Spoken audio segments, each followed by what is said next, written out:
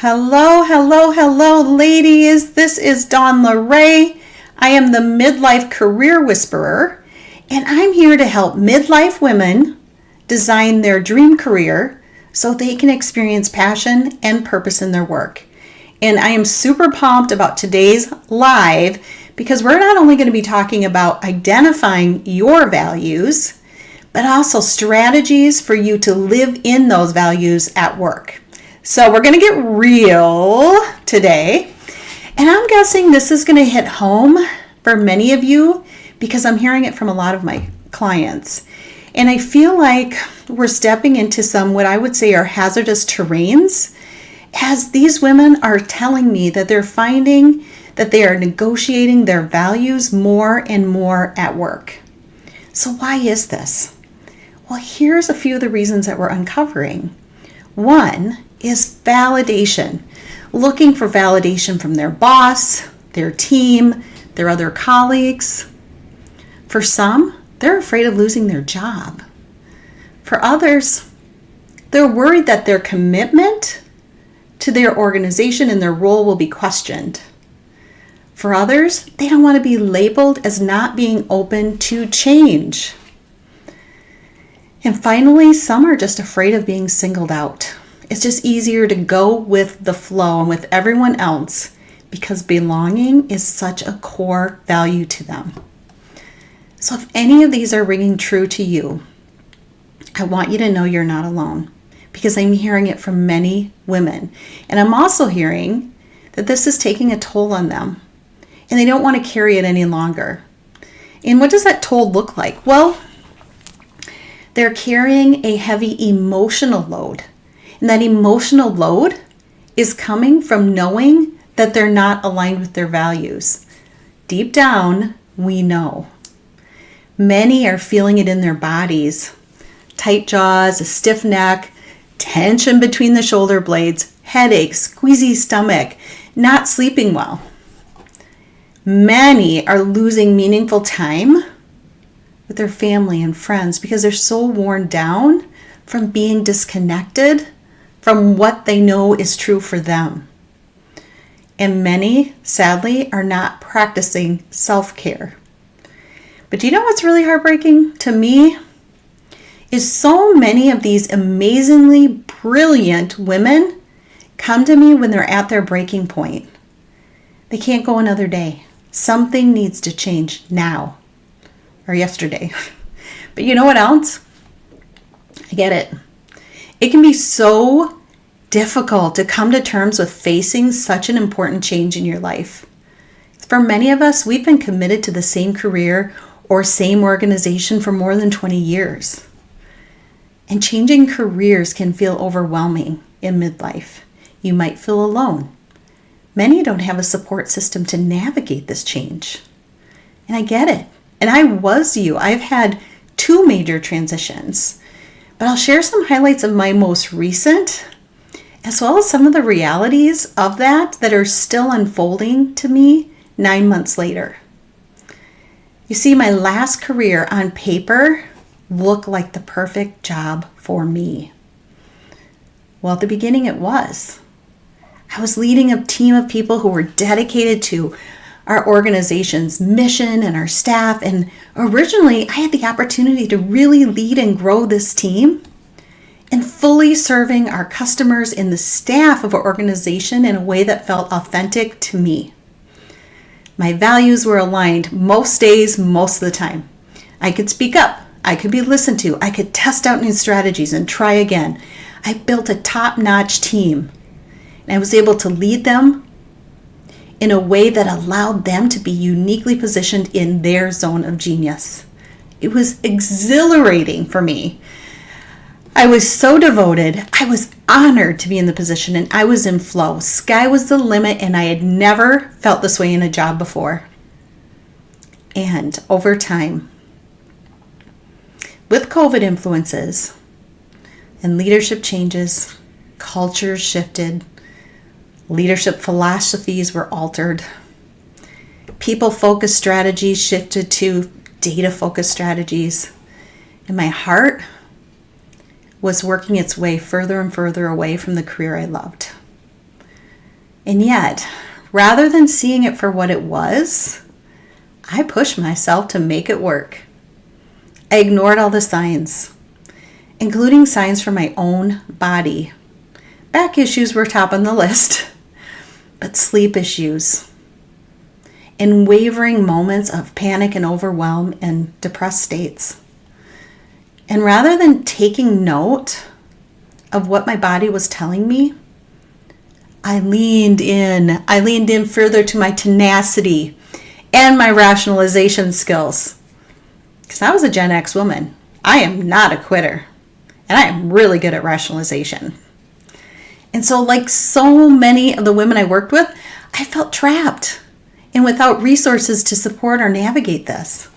Who was Dawn if she wasn't in this role? It had become my identity in my heart.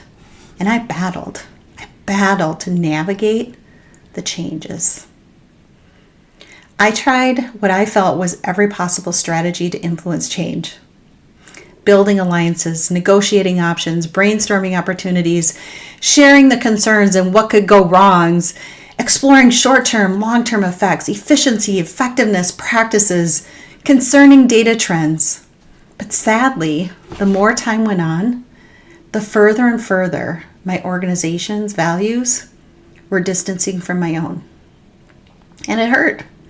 I didn't want to accept it, nor did I want to give up. And then I realized I'm not giving up. I'm expanding into a new version of myself, maybe even the original version. The version of me who was desperate to get back to my authentic self, to not feel lesser than because my values were no longer a match. I was ready to escape this suffocating box I felt trapped in and to have a voice in my career again. And I asked myself, how did I get myself into this position? How did I lose sight of me? Do you remember what I shared earlier? Validation from my boss, my team, my colleagues. Check. Fear of losing my job. Yes, again. Worried my commitment might be questioned. For sure. Being labeled as not being open to change. Yep. Afraid of being singled out. Definitely yes again. All of these were me too. So if any of these are you, my question for you is whether you want to take steps towards a new future like I did, and one that you design and have power over. For some women, this is a small step, a break, a small step, a break, and another small step. And that's a great plan. And for others, it's an I'm all the way in, let's do this now, can't wait any longer, also a great plan. Whatever it is for you, either a step or a giant leap, I am here to tell you, you are worth it.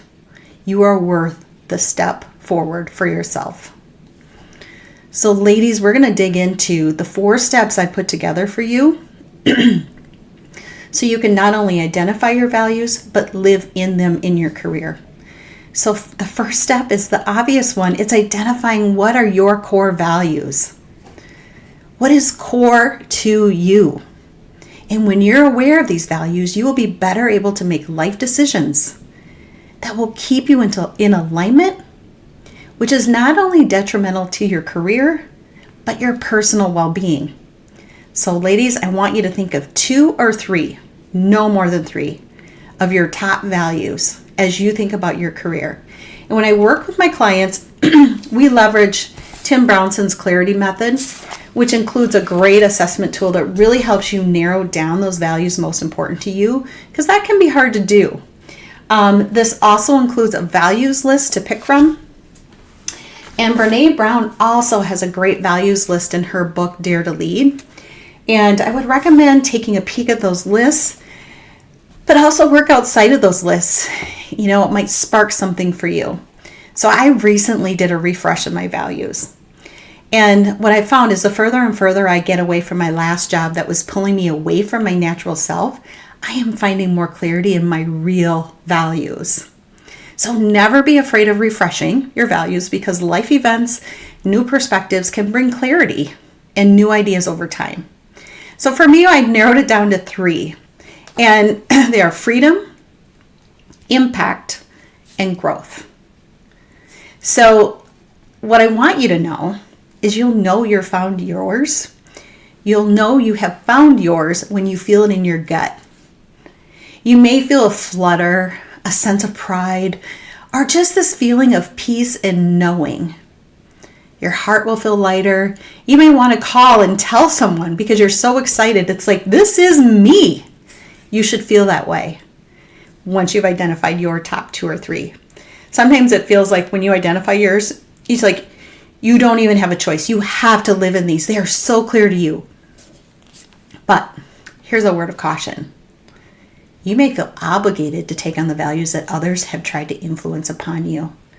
From your parents, friends, teachers, colleagues, your boss, even the lived culture of your organization in which you are working. Resist, ladies. Resist, resist, resist. If you identify a value that feels like, oh, it's the right thing, this is likely not your value. It's someone else's. So resist the shoulds. You don't have time. We don't have time for shoulds anymore, ladies. Let's stop shoulding on ourselves and let's stand in who we are. No guilt. No explaining needed. Whoever you are, you are. So stand in that. And ladies, if you're struggling with this, come back to it. Take a break. Sometimes you just need a fresh perspective, and you'll know when it's a good day for that. So wait for that moment, find a quiet and peaceful place, and let this come to you. So secondly, with this, I want you to write down what your values mean to you. Define them.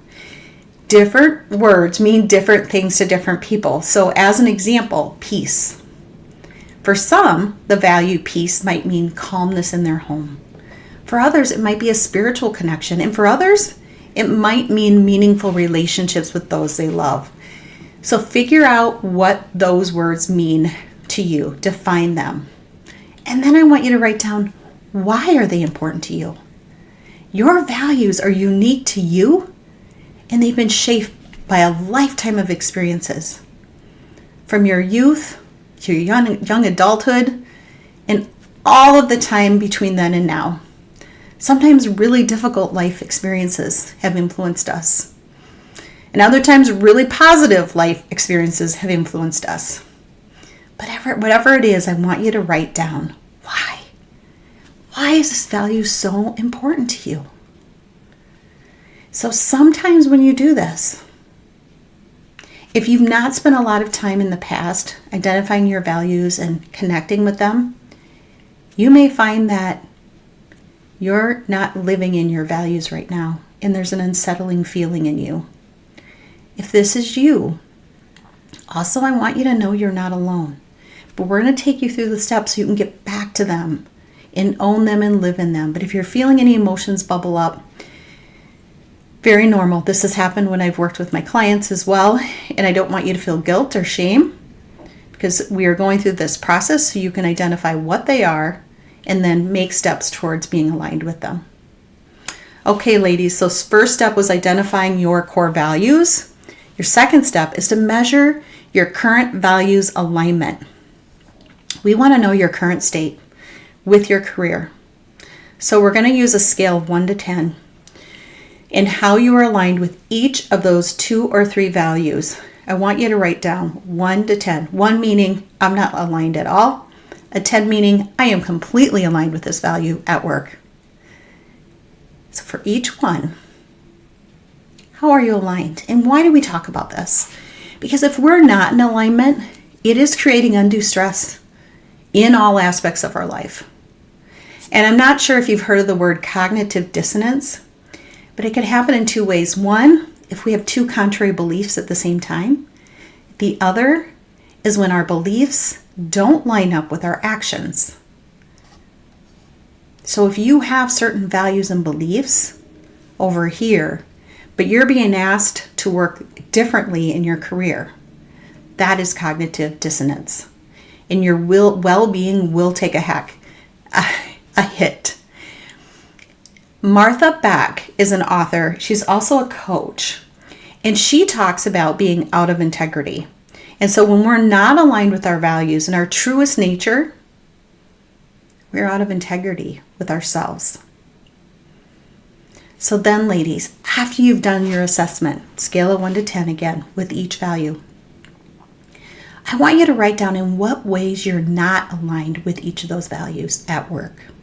I want you to really evaluate. And if you want to come up with examples, projects, team dynamics, demands coming down, organizational culture, whatever it is for you, write it down. Understanding where the alignment is not at is going to help you when you move in the direction towards your values. Okay, ladies, next, we're going to do an assessment of your values wellness.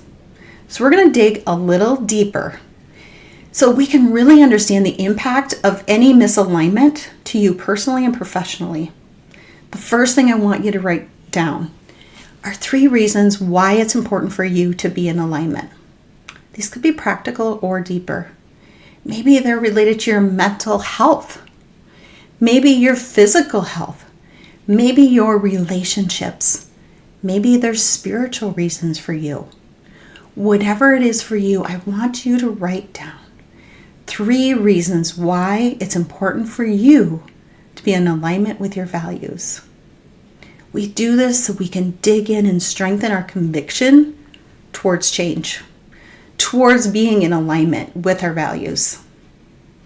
Next, ladies, I want you to write down what would change in your life if you were aligned with your values in your career. Stretch yourself on this one. Really think about all the different ways your life might change if you went to work every day and felt that you were aligned with your values. Look at those values again. Think if they ring true every day in work. What would change in your life? Personally and professionally. Be specific, ladies. Next, when you think of your top values and living a life aligned with them, I want you to write down how it makes you feel. What are the raw feelings that come up for you when you think about your career aligning with your values, being in your true nature? Think about also how it might feel in your body. If your body is not feeling good, think about how that might change for you. What are the possibilities? And how does that feel? Not only in your mind, but in your body. Sometimes we're so busy in the daily rush, we're not paying attention to our bodies. It's a whole nother talk, but I cannot encourage you enough to pay attention. Our bodies have so much to say. Finally, ladies, the very last step number 4, is to make your values plan. The first step in doing that is writing down the behaviors most closely associated with your top values. So let's say freedom is a value of yours. You might say something like independent decision making. Or growth might be a value. You may say a career that incorporates stretch assignments or opportunities for training. So now I want you to think about what steps you can take to begin to incorporate these behaviors into your work life. For some, it might be sitting down with your boss and really just digging into your values and opportunities that you can live in them within your work. If this seems out of the question, I want you to consider if you have any self-imposing blocks yourself. Are you telling yourself this conversation cannot happen because you just don't want to have it? If that's not it, then maybe the answer to your question is whether or not you should stay in this job if you don't feel comfortable sitting down with your boss to have this conversation. For other women, going through this exercise can be just a wake-up call. A wake-up call for a career change. I would encourage you, if you are considering this, to do your due diligence in finding that next career. It might seem easy to just start applying for jobs that seem like a good fit, but do your research. Research the organization beyond the corporate website. Talk to people who work there. If you're staying in your organization looking at a new department, reach out to others who work there. Consider an informational interview with their current leader so you can assess the lived values and how well they align with yours. And for some of you ladies, you are wanting more support. You really want to step back before stepping forward. This is where I come in. This is how I help midlife women. I help them get to know themselves better than they ever have in their life. And they tell me that with this, they feel empowered to stand in that woman that they are, as is. It's the beauty of finding a career that feels like home. You get to be your most authentic self. You'll be valued for being that person because it's a perfect match. So wherever you find yourself, outline a plan. And also, ladies, find an accountability partner. Someone that you trust who also challenge you to take steps forward so your dreams aren't just sitting on a shelf. So to wrap up this training, I hope you can see how critical it is to not only know your values, but to fully infuse them into your life so you can be you. Time is of the essence. So do this for yourself. Your future you will thank you as well. So a recap today, ladies. First, we clarified our top values. Second, we measured our current values alignment. Third, we assessed our values wellness. And finally, we made a values plan. If this resonated with you and you want to know how you can work with me one-on-one to bravely step into your values, I'd be happy to chat with you. Just send me a message and we'll get you on the calendar so we can have a discovery call. And before I forget, I want to remind you, it's never too late. Have a great day.